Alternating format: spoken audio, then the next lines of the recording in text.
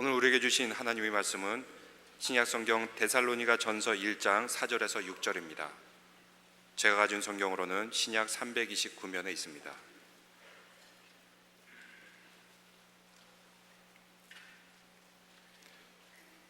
데살로니가 전서 1장 4절에서 6절까지 같이 한 목소리를 읽겠습니다. 하나님의 사랑하심을 받은 형제들아, 너희를 택하심을 아노라. 이는 우리 복음이 너에게 말로만 이른 것이 아니라 또한 능력과 성령과 큰 확신으로 된 것임이라. 우리가 너희 가운데서 너희를 위하여 어떤 사람이 된 것은 너희가 아는 바와 같으니라. 또 너희는 많은 환난 가운데서 성령의 기쁨으로 말씀을 받아 우리와 주를 본받는 자가 되었으니 아멘. 여러분들이 기도를 많이 해주셔서 제가 동유럽 선교사 대회를 잘 마치고 돌아왔습니다. 아직도 그 대회에 모인 수백 명의 그 동유럽 선교사님들의 기도와 눈물의 여진이 제 마음에 남아 있습니다. 동유럽은 선교하기가 가장 어려운 곳 중에 하나입니다. 또 지난 세월 공산주의의 지배로 인해서 수많은 백성들의 고난과 아픔이 있었던 곳입니다. 또 경제적으로도 가난한 나라들이 여러 나라가 있습니다. 대부분입니다. 그런데 반드시 그 땅이 영적으로 회복돼야 되는 그런 간절함이 또 있었습니다. 이번에 약 200명의 선교사님들과 사모님들, 그분들도 선교사죠. 같이 이렇게 말씀을 전하면서 시간 무릎을 꿇고 하나님께 기도할 때 동유럽의 재회복이라는 하나님의 사명이 제게 깨달아졌습니다. 거기가 다 사실은 바울의 선교지예요. 그런데 그곳에서 복음을 전할 때 정말 복음의 의미가 살아나고 복음의 의미가 제 마음속에 와 닿았습니다. 이 유럽이라는 데는 음악과 미술과 그리고 건축의 아름다움이 곳곳에 펼쳐지는 아주 대단히 아름다운 예술의 나라입니다. 고색 창연한 성당들이 곳곳에 세워졌지만 오늘날 그것이 관광객들의 구경거리로 전락해버렸습니다. 성당이 예배를 드리는 교회 성당들이 많지 않고 그냥 다 관광지죠. 관광지. 또 한때는 기독교 선교의 중심지였던 교회들이 이제는 레스토랑이 되고 또 엔터테인먼트 홀이 되고 극장이 되고 그런 일들이 일어나고 있습니다. 교회들이 힘을 상실하고 쓰러지고 있습니다. 그 지난날 화려한 종교적인 유산 뒤에 많은 사회적인 문제와 병리 현상들이 유럽사회에 가득하고 있습니다. 세속주의와 인본주의와 세상 철학들이 한때는 위대한 기독교의 국가였던 이 나라들을 쑥대밭으로 만들고 있습니다. 유럽에 가시면 여러분들이 마약으로 몽롱한, 마약을 먹고 몽롱해진 젊은이들을 여러 곳에서 목격할 수 있습니다. 유럽의 젊은이들은 영적인 흑암 가운데 방향을 잃고 그들은 헤매고 있습니다. 1989년에 이 베를린 장벽이 무너지면서 한국교회가 비로소 동유럽 선교의 기회가 열렸습니다. 이때 동유럽의 선교대회를 참석한 분들 가운데 이 동유럽의 복음화를 위해서 선교사로 헌신하겠다 이런 분들이 나타나셔서 동유럽 선교의 문이 열리게 되었습니다. 그래서 이분들을 중심으로 유럽 선교의 제1 선교사의 세대들로 유럽 선교의 주춧돌을 놓아가고 있습니다. 이번에 동유럽 선교사대에 아이들까지 한 350명이 모여서 오직 성령의 능력이라는 주제로 말씀을 사모했습니다. 저 자신도 강사이지만 선교사님들의 처한 선교적인 현실을 경청하는 가운데 참 동유럽의 그 어려운 현실에 대한 깨달음이 많이 찾아왔습니다. 이 동유럽은 2차 세계대전 후에 열강들의 분할 정책으로 인해 이 동유럽의 적지 않은 나라들이 구소련의 치하에 들어갔습니다. 그러면서 이 소련이 동유럽을 통치하면서 온갖 시련과 고통을 안겨다 줬습니다. 소련은 소위 비밀경찰을 동원해서 이 반대자들에 대한 조직적인 감시와 그리고 위협을 통해서 이 철의 장막을 아주 굳건히 형성해 갔습니다. 또 공산주의 통치 기간에 이 동유럽 교회들의 지도자들과 동유럽 성도들은 집중적인 감시와 또 견제를 받았습니다. 제가 그 자료를 읽어보는데 참으로 어려운 세월을 이 동유럽 교인들이 보냈다는 것을 깨닫게 되었습니다. 그래서 교인들이 서로를 신뢰하지 못하도록 이간질 정책을 이 공산당이 펼쳤습니다. 비밀 경찰이 펼쳤습니다. 그리고 서로가 비밀 경찰에 고발할지 모른다는 의심을 하게 하고, 그래서 소문을 만들고, 그래서 교인들끼리도 서로 마음을 놓지 못하고 서로를 의심하고, 그러한 일들이 비일비재하게 일어나게 되었습니다. 그런데 이 공산주의 통치 기간에도 그 삼엄한 비밀 경찰의 감시와 핍박 가운데도 복음에 헌신된 주의 종들과 전도자들이 일어났다고 합니다. 그래서 그들로 인해서 복음의 역사와 성령의 역사가 동유럽 교회에 나타났는데, 특히 루마니아의 교회에서 주님의 군대 운동이라는 복음과 성령 운동이 일어나서 이 공산주의 통치하에서도 유럽 이 루마니아 사람들을 영적으로 각성한 그런 일들이 있었다고 합니다. 요셉 트리파라는 이 전도자는 루마니아에 창궐된 그 영적인 어둠을 깨고자 그는 자기의 모든 힘을 바쳐서 이 복음을 전파하기 시작했습니다. 그래서 복음만이 우리가 이 시대에 살 길입니다. 그래서 복음만이 우리를 변화시켜 줍니다. 이런 믿음의 확신을 가지고 이 성령운동, 복음운동을 자기의 모든 사재를 바쳐서 헌신했습니다. 윤정기를 사가지고, 그리고 복음과 성경을 인쇄해서 사람들에게 나눠줬습니다. 그리고 수많은 곳에 기도 처소들을 만들어서 거기에 기도하게 하고 수많은 교회들을 세우고, 그런 가운데 술주점들이 이렇게 기도 모임으로 바뀌고, 술주정뱅이들이 복음을 듣고 회개하고 주님께 돌아오고, 그런 놀라운 역사가 루마니아의 어두운 통치 기간에 일어났다는 거죠. 복음만이 사람들을 변화시킨다는 거죠. 그래서 공산주의 붕괴 이후에 개신교의 선교활동으로 많은 사람들이 회심하지만 아직도 이 정교회와 캐토릭의 영향력으로 그 역할이 약화되고 있습니다. 대부분의 동유럽 교회들의 이 지도자들이 부패와 갈등 속에서 교회들의 역할이 어려워지고 있습니다. 또 여러분들이 잘 알다시피 그 내전으로 수십만 명이 죽었던 코소보라는 나라, 여러분들 기억하실 거예요. 너무나 참담한, 우린 유럽에 있어서, 유럽에 그 나라가 있어서 잘 들어봤지만 수십만 명이 죽어왔습니다. 또 우리가 아는 체르노빌 원전 사건이 일어났던 우크라이나, 그 우크라이나의 아틀란타의 박운갑 선교사님이라는 분이 파송돼서 거기서 복음을 전하는데 이번에 만났습니다. 근데 셀 수도 없는 장애인들이, 얼굴을 도저히 알아볼 수 없는 장애의 아들이 태어났습니다. 자라고. 얼마나 많은 장애 아들이 있는데, 그런 곳에 가서 복음을 전하는 선교사들과 만나서 이야기를 나누게 했습니다. 절대 가난에 시달리는 알바니아 등 또 모슬렘들이 얼마나 반응을 하는지 유럽 전체가 이 모슬렘의 반응으로 황폐해지고 있습니다. 그래서 이번에 선교대에서 선교사님들이 이구동성으로 유럽을 도와주십시오. 하나님의 마음이 이 동유럽에 있습니다. 동유럽과 유럽은 반드시 복음화되어야 합니다. 이런 기도를 드리고 말씀을 들을 때마다 제 마음이 뜨거워졌습니다. 마지막 집회를 마치고 저는 우리 선교사님들과 일일이 동유럽 나라들을 이름을 불러가면서 우리 같이 기도하자고 제가 요청했습니다. 그래서 루마니아, 알바니아, 폴란드, 헝가리, 코소보, 우크라이나, 불가리아 이름을 불러갈 때마다 온 선교사들이 눈물을 흘리며 간절한 마음으로 이 동유럽의 선교를 위해서 기도하게 되었습니다.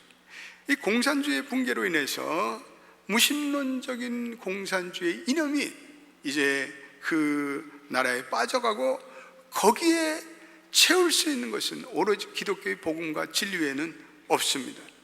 그래서 동유럽의 이 교회들의 부흥과 발전을 위해 이 한국교회와 또 이민교회가 이미 체험한 지난날의 선교적 축복을 좀 나눠주면 좋겠다, 그런 확신을 가지게 되었습니다.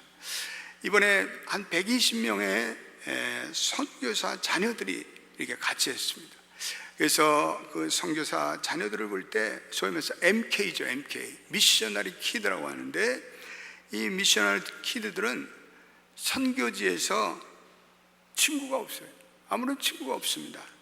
그리고 자기가 돌아가면 선교지에 한국 애들이 전혀 없는 외로움에 살아갑니다. 이게 뭐 주일학교가 번번하게 있겠어요. 그런데 그래서 애들이 1년 동안 이 선교대에 오는 것이 이들의 유일한 소망입니다. 그래서 애들이 이 선교대에 오는 것을 간절히 기다리고, 선교대에 도착하는 그 시간부터 엄마 아빠도 다 굿바이, 그냥 자기들끼리 막 모여서 얘야 잘 있었니? 또 뭐 서로 교제하고 서로 위로하고 그런 장면을 보면서 눈시울이 뜨거워졌습니다. 결국은 수십 년 동안의 무신론주의와 물질주의에 집착했던 공산주의의 실험은 결국 완전한 실패로 끝이 나버렸습니다. 이제는 영적인 어떤 진공 상태에서 하나님을 알고자 이 동유럽 사람들이 복음으로 갈망하고 있습니다. 이들이 복음의 마음에 빗장을 열고 있는데, 바울이 마게도니아를 도우라라는 그러한 마게도니아의 환상을 본 것처럼 이 하나님의 새로운 환상을 보고 이 동유럽에 가서 복음을 전하는, 그리고 이름도 빛도 없이 수고하는 수많은 선교사들과 이들을 돕는 그러한 선교적 교회가 일어나기를 저는 간절히 기도했습니다. 오늘 이 유럽의 교회의 쇠퇴가 찾아온 이유 중에 하나는 복음의 결여입니다.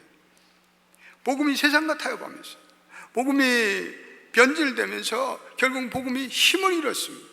그래서 교회가 쇠퇴해졌습니다. 여러분, 오늘날 우리 교회들도 마찬가지입니다. 복음의 본질을 선포하는 대신에 가짜 복음을 선포하기 시작하면 성도들이 그것에 현혹됩니다. 그래서 그것이 몇 년 갈지 모르지만 결국은 그 복음은 아무런 성도들의 영적인 성장을 가져다 주지 못합니다. 복음을 들으면 마치 인간이 돈을 벌 것 같은, 인간이 행복할 것 같은, 성취를 이룰 것 같은 세상적인 복음으로 전락해버렸습니다. 우리에겐 진정한 복음이 필요합니다. 그래서 우리는 이 진정한 복음을 깨닫고 모든 성도들이 이 진정한 복음을 알고자 노력하고, 이 진정한 복음을 이 온 세상에 우리는 선포해야 합니다. 제가 이번에 온 선교사님들에게 호소했습니다. 여러분, 우리는 복음을 능력 있게 전도해야 합니다. 바울은 로마서 1장 16절에 내가 이 복음을 부끄러워하지 않으니 이 복음은 모든 믿는 자에게 구원을 주시는 하나님의 능력이 됨이라. 아멘. 복음을 부끄러워하고 복음을 위해서 헌신하지 않고 희생하지 않으면 이 복음의 능력이라는 것은 사라져 버립니다. 그래서 바울이 한때 화려한 아덴에서 복음을 전했습니다.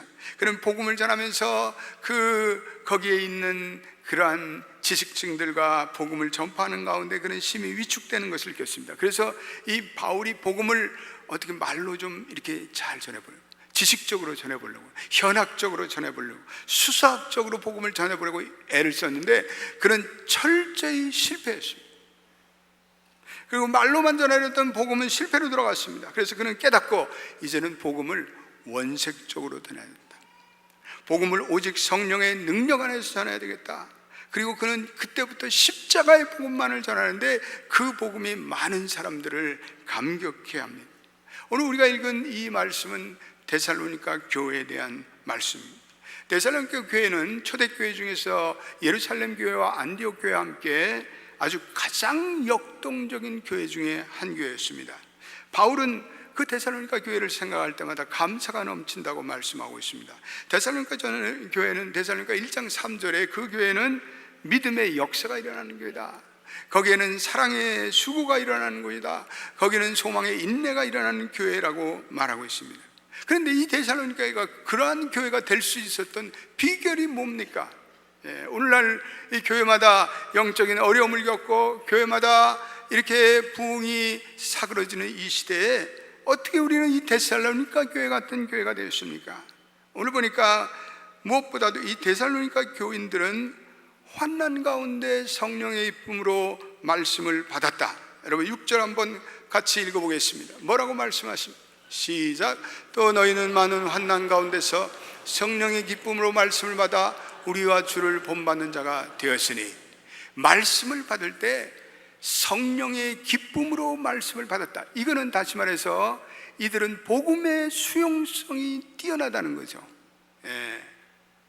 말씀을 기쁨으로 받았습니다. 말씀을 받으면서 이 말씀의 의미를 깨달았습니다. 그래서 데살로니가 교회는 한마디로 복음의 눈을 뜬 교회였습니다. 따라서 합시다. 복음의 눈을 뜬 교회였다. 그래서 이 복음의 눈을 뜬 이 교회를 바울은 칭찬을 하였습니다. 우리 연합교회가 복음의 눈을 뜬 교회가 되시길 주님의 이름으로 축원드립니다. 온 성도들이 복음을 들을 때마다 마음을 활짝 열어서 그 복음을 수용하는 그러한 성도들이 많아지기를 축원합니다. 우리 교회 강단에서는 외부 설교자들이 저에게 그런 얘기를, 이 연합교회에서 말씀을 전할 때 신이 나요. 교인들이 반응이 너무나 아주 빠르게 와요. 교인들이 마음을 열고 복음을 받아들이기 때문에 그렇습니다. 우리 연합교회는 계속해서 설교자들이, 외부 설교자들이 우리 교회 와서 복음을 전할 때마다 신바람이 나요. 성도들의 반응이 있어요. 감사해요. 그런 말을 듣게 되기를 축원합니다. 미국의 가장 큰 대형 교회인 시카고의 윌로우 크릭 교회에서 오랫동안 그 교회가 많은 사역을 하고 또 많은 제자 훈련을 했습니다. 그런데 어느 날부터 이 교회가 뭔가 문제에 계속해서 들어가는 거예요. 그래서 이 담임 목사를 비롯한 모든 스태프들이 이제 모여서 회의를 하고 왜 이렇게 교회가 침체로 들어가고 있는가, 심층적으로 조사를 몇 년 동안 했습니다. 그랬더니 수많은 교인들이 결국은 그들이 가장 원하는 것은 우리가 영적으로 성장하는 것이 가장 중요하다. 교회를 다니면서 딴 게 중요한 것이 아니라 우리가 영적으로 성장해야 되는데, 그러면 이 교인들을 영적으로 성장하려면 어떻게 해야 되는가 또 연구를 한 결과, 그거는 교인들에게 계속해서 복음을 전하고 복음을 깨닫게 하고 복음으로 깊은 확신을 갖게 하는 영적 성장이 필요하다. 온 교인들이 복음을 듣고 배우고 깨닫고 그 복음으로 살아가는 헌신된 교인들이 많아진 거예요. 이 복음에 눈을 뜬 교회입니다. 우리는 하나님의 말씀만이 우리를 온전한 그리스도인으로 만들어간다는 우리는 확신을 가져야 합니다. 우리 하나님께는 말씀을 사모하고 말씀을 깨닫고 이 말씀을 공부하고 묵상하는 그런 좋은 모임들이 우리 하나님께 더 많이 생기기를 주님의 이름으로 축원드립니다. 그래서 오늘 우리가 읽은 데살로니가전서 1장 5절 말씀에 바울은 이러한 말씀을 하고 있습니다. 1장 5절도 한번 읽어보겠습니다. 시작. 이는 우리의 복음이 너희에게 말로만 이른 것이 아니라 또한 능력과 성령과 큰 확신으로 된 것이라. 우리가 너희 가운데서 너희를 위하여 어떤 사람이 된 것은 너희가 아는 바와 같으니라. 할렐루야. 복음이 너희에게 말로만 이른 것이 아니라, 복음이 그냥 말로만 이뤄서 그냥 아무런 감동도 없고 감격도 없는 것이 아니라, 이 복음이라는 것은 세 가지 중요한 요소가 거기에 담겨 있는데, 복음에는 능력이 나타나고, 복음에는 성령의 함께 하심이 나타나고, 복음을 듣는 자는 큰 확신이 생긴다는 거죠. 여기서 큰 확신이라는 것을 영어로는 deep conviction 이렇게 되어 있습니다. 깊은 확신. 복음을 들으면서 계속해서 확신이 된다는 거죠. 확인이 된다는 거죠. 오늘 이 복음의 이 설교자가 혹은 소그룹 성경공부 인도자가 복음을 능력 있게 만드는 것이 아니라 바로 성령에 의해서 복음이 능력 있게 됩니다. 성령이 복음을 공부하고 복음을 듣는 자들의 이 마음속에 역사하셔서, 그래서 교인들의 마음을 변화하고, 그래서 그 교인들의 마음에 능력이 생긴다는 사실을 오늘 바울은 우리에게 말씀해 주고 있습니다. 나아가서 복음에 눈을 뜬 교인들은 복음을 들을 때마다 점점 확신이 찾아와요. 여러분, 어떤 진리를 들을 때마다 확신이 찾아와요. 세상의 진리가 그렇던가요? 세상의 진리 뭐 몇 달 지내다 보면 그거 진리가 아니에요. 가짜야. 내가 의지하고 싶은 마음이 없어요. 근데 복음은 다르단 말이에요. 복음은 들으면 들을수록 깨달아지고, 이 복음에 나의 인생과 나의 삶과 나의 직장과 나의 사업과 그리고 나의 모든 일생을 걸어야 되겠다, 그런 확신이 생깁니다. 할렐루야. 성령에 의해서 복음을 갈망하는 사람들의 마음에 능력이 임하고 확신이 임하고, 그래서 복음에 임한 성령의 능력이 의심을 날려버립니다. 그래서 더욱더 확신하는 마음을 성령은 복음을 사모하는 모든 사람들의 성도들의 마음속에 심어줍니다. 그래서 복음의 확신, 복음의 눈을 뜬 교회의 설교자들과 그리고 성경 공부 지도자들과 그리고 성도들은 복음에 대한 확신이 넘쳐나야 돼요. 성도들도 복음을 전할 때 아이고 이게 복음이 자신이 없어, 그냥 아이고 우리 교회 오니까 와보세요, 그렇게 하지 않고 내가 믿는 복음, 내가 이거 믿어보니까 너무나 내 인생에 큰 변화가 찾아왔습니다, 복음을 알아야 합니다. 이렇게 복음을 선포해요. 바울은 디모데전서 4장 16절에 뭐라고 말씀합니까? 디모데전서 4장 16절 말씀 우리 같이 읽어보겠습니다. 시작. 내가 내 자신과 가르침을 살펴 이 일을 계속하라.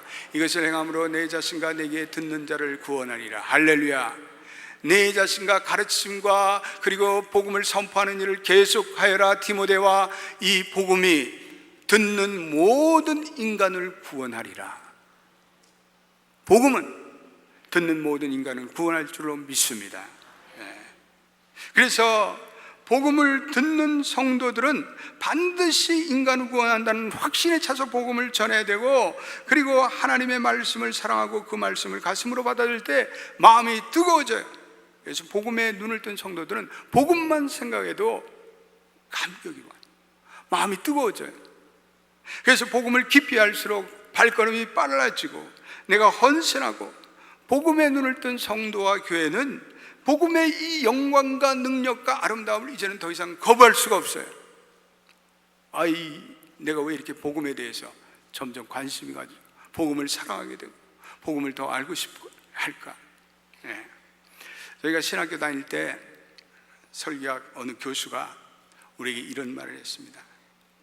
세일즈맨이 물건을 팔 때 어떤 세일즈맨은 가짜 상품을 갖다가 진짜처럼 선전을 하는데, 자네들은, 제군들은 복음이 영원한 진리인데 왜 그 복음에 확신이 없어서 그렇게 가짜같이 확신도 없이 복음을 선포하려고 하느냐? 이런 거야. 충격을 받았어요. 여러분, 우리 예전에 시장에서 뱀을 파는 장수들, 그거 막 뱀 막 선전하면 사람들이 다 솔깃해서 돈을 내. 복음은 영원한 진리인데 복음에 대해서 사람들이 자신이 없어하고, 내가 뭘 믿는지 자신이 없어. 자네도 한번 믿어만 봐.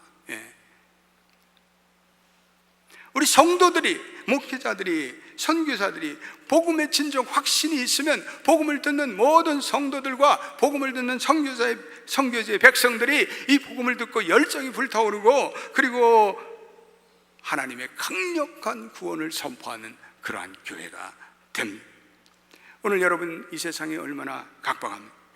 많은 문제가 일어나고 있습니다. 현대인들이 가짜 철학과 가짜 잘못된 이상의 이 세계관에 빠져서 정신이 황폐해지고 온갖 중독 현상이 일어나고 있어요. 이 지구가 기상이변이에요. 기상이변. 우리 아틀란타도 지금 이게 벌써 이 햇빛을, 이번 여름에는 햇빛을 못 봐. 햇빛을. 한국에는 폭염이 50일 동안 계속되고, 사람들이 열다에 시달려서 잠을 이루지 못하고, 오늘 이 세상에 생태의 균형이 깨진 세상에 살고 있어요. 오늘 유럽에 가도 젊은이들이 마약을 하고 몽롱한 얼굴로 다니고, 오늘 이 세상이 지향해야 할 영적인 분명한 디렉션을 상실하고 나침판을 잊어버렸어요. 우리가 의지할 분은요, 오로지 진리와, 그리고 그 진리의 근원 되시는, 길과 진리와 생명 되시는 예수 그리스도 외에는 없습니다. 여러분, 그러한 믿음을 가지고 계십니까? 오늘 예수 그리스도 외에는 구원의 길이 없는 것입니다. 예수님이 지옥의 문을 음부의 권세가 이기지 못하리라고 마태복음 16장 18절에 선포하고 있습니다. 이 복음에 눈을 뜬 교회 성도들은 그러므로 복음의 진리를 알기에 복음을 알지 못하는 성도들을 이 세상 사람들 보면 불쌍해요.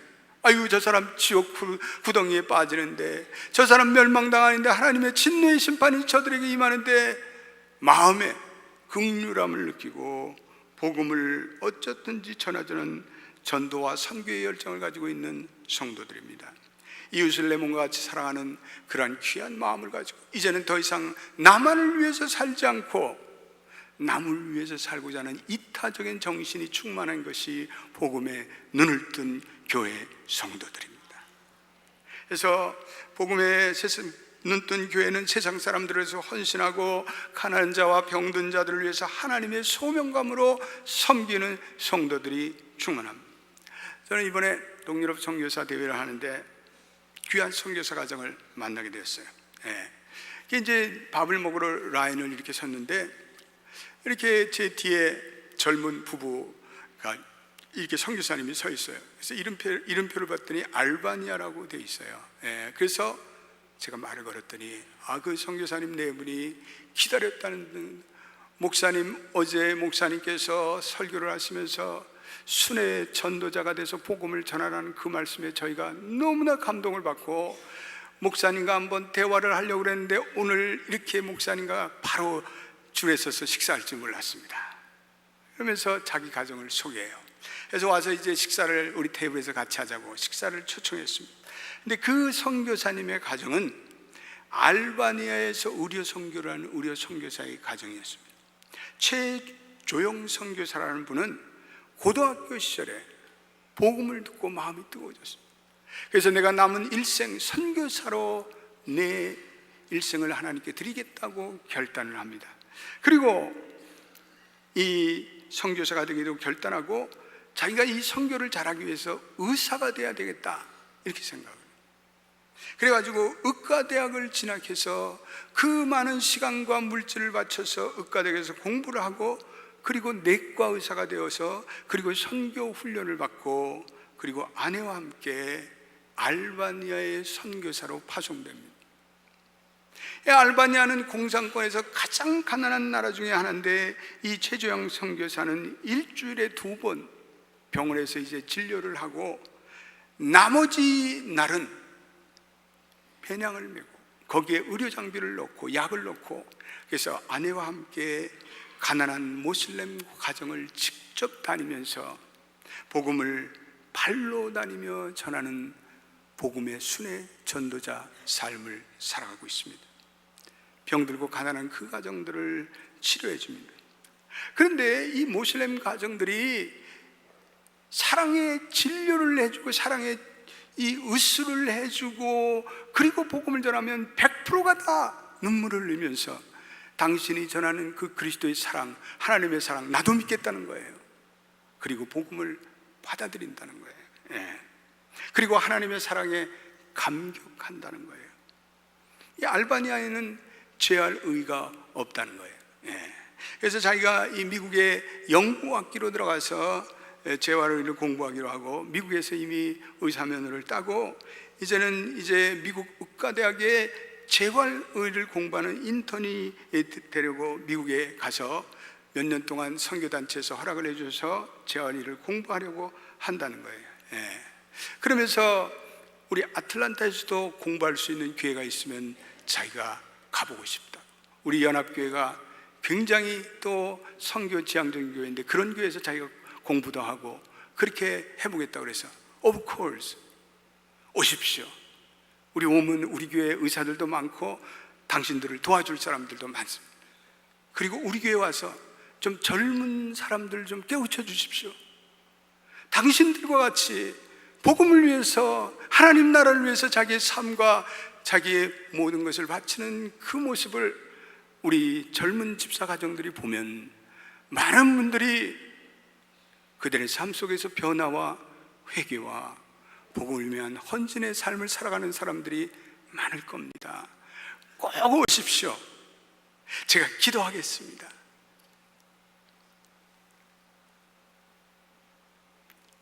최조용 선교사님 가정, 진정 복음의 눈을 뜬 하나님의 귀한 종이 아닐 수 없습니다. 예수님은 자기의 사명에 충실한 나머지 자기의 목숨을 십자가에서 내드렸습니다. 복음에 눈을 뜬 사람도 자연스럽게 주님이 걸어가신 그 사명의 길을 걸어가는 것입니다. 복음에 눈 뜬 교회는 하나님의 영광을 위해서 자신의 명성과 그리고 명예도 버릴 각오를 하고 살아가는 성도들로 가득합니다.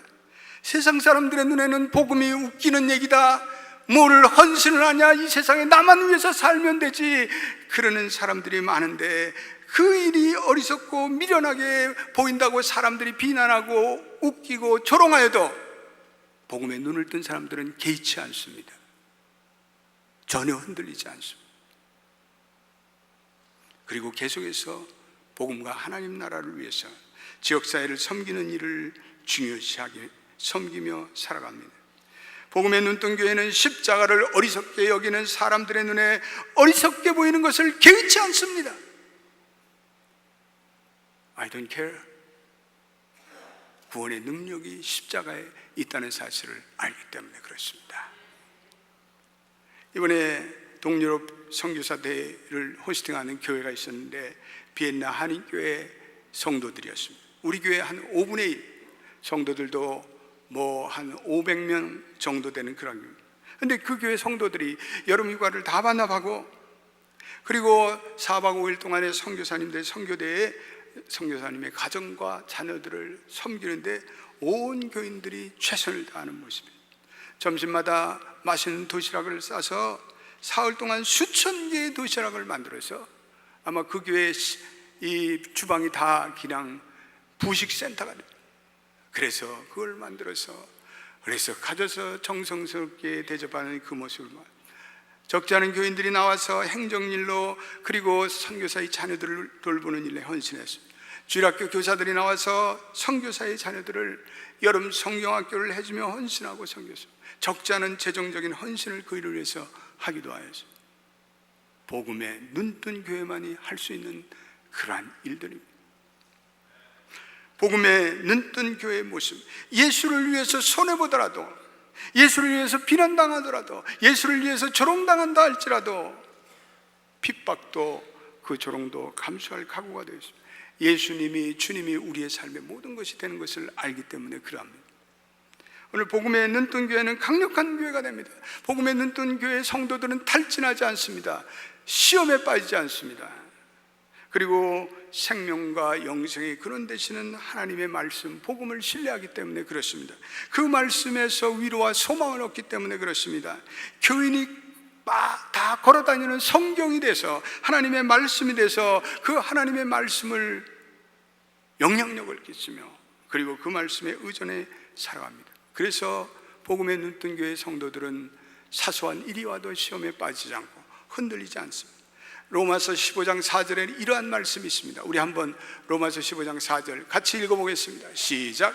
무엇이든지 전에 기록된 바는 우리의 교훈을 위하여 기록된 것이니 우리로 하여금 인내로 또는 성경의 위로로 소망을 가지게 함이니라. 할렐루야. 성경은 우리로 하여금 인내하게 만듭니다. 여러분 인내하기를 원하세요? 복음을 더 알아가시기를 축원합니다. 여러분들이 성경의 위로와 소망을 가지고 살아가기를 원하세요? 복음을 더 알아가시기를 바랍니다. 복음에 눈뜬 교회는 자신의 한계를 깨닫습니다. 그리고 주님의 능력을 겸손히 신뢰합니다. 복음에 눈뜬 교회는 자신의 연약함을 발견하고 그 내면에 하나님의 형상이 이제는 회복되어 이웃과도 진실한 사랑의 관계를 맺습니다. 복음에 눈뜬 교회는 하나님의 구원과 선교의 사역을 위해서 기꺼이 연합을 합니다. 이번에 강사로 저와 우리 뉴저지의 배단이 장동찬 목사님이 같이 섬겼습니다. 우리 장 목사님과 같이 얘기를 나누며 대화하면서 우리가 복음을 위해서 연대합시다, 선교를 위해서 연대합시다, 그런 얘기를 하였습니다. 예수님의 영광을 보면서 복음의 그 위대함 가운데 연대하여 하나님께 영광 돌리는 교회들입니다. 이 복음에 눈뜬 교회는 주님만을 더욱더 경배하는 성도들이 많습니다. 그래서 성도들이 예배를 드리고 싶어서 안달입니다. 복음으로 인해서 자기의 죄성을 깨닫고 그리고 복음에 나타난 그리스도의 보혈의 능력이 자기의 죄를 치유하고 그리고 용서하고 그리고 자유함 받았는데 어떻게 일어나서 뛰고 그리고 찬양하며 하나님께 예배하지 않을 수 없죠. 복음의 눈뜬 교회 예배가 살아있어요. 예배가 살아있어요. 그래서 예배를 드리면서 감격해졌고, 그래서 눈물을 흘리는 사람들이 있고, 그래서 교인들이 찬양을 부르면 눈물을 흘리고 말씀을 듣는 가운데 오 주여 나를 용서하옵소서 참회가 일어나는 그러한 교회입니다. 예배 가운데 우리도 모르는 하나님의 임재가 나타나서 이 예배를 드리는데 마음이 뜨거워져, 마음에 감격이 찾아. 복음의 눈을 뜬 교회는 복음을 위해서 헌신하는 사명자들이 많아집니다. 복음을 위한 헌신자들, 소명자들, 그리고 선교 필드로 나가는 성도들로 가득 찹니다. 단기 선교로 장기 선교사로 헌신합니다. 오늘 예수의 그리스도의 복음이 이 타락한 세상을 구원할 수 있다는 믿음의 확신, 그리고 큰 확신이 그들 안에 일어나기 때문에 그랬어요. 이번에 저희 교회 하여튼 8명의 성도들이 신학교와 신학대학을 들어가요. 저도 우리 교회에 사역하지만 이렇게 8명이나 교인들이 신학교를 가고 신학대학을 가고 이런 것을 보면서 얼마나 기쁘고 감사한지. 그들이 하나님의 말씀을 들으면서 깨달음을 갖고 복음에 있어 도전을 받고 복음에 눈을 뜨고 이제는 내 삶을 좀 더 하나님 나라를 위해서, 그리고 그 복음과 함께 내가 고난도 받겠습니다. 내가 그분들 보고 신학교 가라는 적 한 번도 없습니다. 다 자신들이 복음의 영광과 복음의 능력에 이제는 눈을 떠서 목사님 내가 이렇게 가려니까 추천서를 써주십시오. 저는 추천서를 잘 씁니다. 얼마나 감사한. 당신이 왜 신학교를 가려고? 복음에 눈뜬 사람들은 다른 것을 이제는 더 이상 생각하지 않습니다. 다른 것에 집착하지 않습니다. 오로지 그리스도의 구원에 담긴 하나님의 사랑과 위로와 그 복음을 선포하려는데 그 시선을 고정합니다. 티머스 컬러라는 그리스도인은 복음을 믿고 주님을 영접한 다음에도 당신의 주파수를 복음에 계속해서 맞추지 않는다면 이제는 다른 세상의 철학들이, 이제는 다른 세상의 신들이 계속해서 당신의 마음을 주장하려고 들 것이다, 이렇게 이야기하고 있습니다. 우리 연합교회는 복음에 눈뜬 교회 성도들이 계속해서 많아지기를 주의 이름으로 축원드립니다. 이 복음을 위해서 자신을 드리려는 성도들이 더욱더 많아지게 되기를 원합니다. 그래서 우리 연합교회는 복음의 영광을 알고 복음의 능력을 체험해 이 복음을 위해서, 하나님 나라를 위해서 우리를 드리는 귀한 성도들로 가득한 교회가 되기를 주님의 이름으로 축원드립니다. 기도합시다. 하나님 감사합니다. 어둠에 있던 저희들을 찾아오셔서 예수의 보혈에 피로 씻겨주시고 세상적인 생각을 이제는 버리고 이제는 복음의 영광을 위해서 살아갈 수 있도록 도와주는 복음의 눈을 뜬 저희들이 되겠습니다. 복음의 눈을 뜬 성도들뿐 아니라 복음의 눈을 뜬 교회가 되어서 복음을 열정적으로, 복음을 깊은 확신 가운데 선포하는 그러한 주의 종들이 이 교회에 더욱더 많아지게 하여 주시고, 주여 우리가 인간을 구원하는 길이 오로지 복음 예수 그리스도의 보혈 외에는 없다는 믿음의 확신을 가지고 그 하나님의 영광된 복음을 위해 살아가는 수많은 성도들이 연합교회로 통해서 나오게 하옵소서. 이번에 이제 자기의 인생을 하나님 나라를 위해서 드리기로 작정한 8명의 우리 새로운 신학생과 신학대학생들에게 복을 주시고 저들의 결단과 저들의 믿음을 통해서 하나님의 나라가 세워질 뿐 아니라 이 어두운 그리고 죽어가는 많은 저 세상의 불쌍한 백성들을 하늘의 백성으로 인도하는 다 인도자가 되게 하여 주옵소서. 예수님의 이름으로 기도드립니다. 아멘.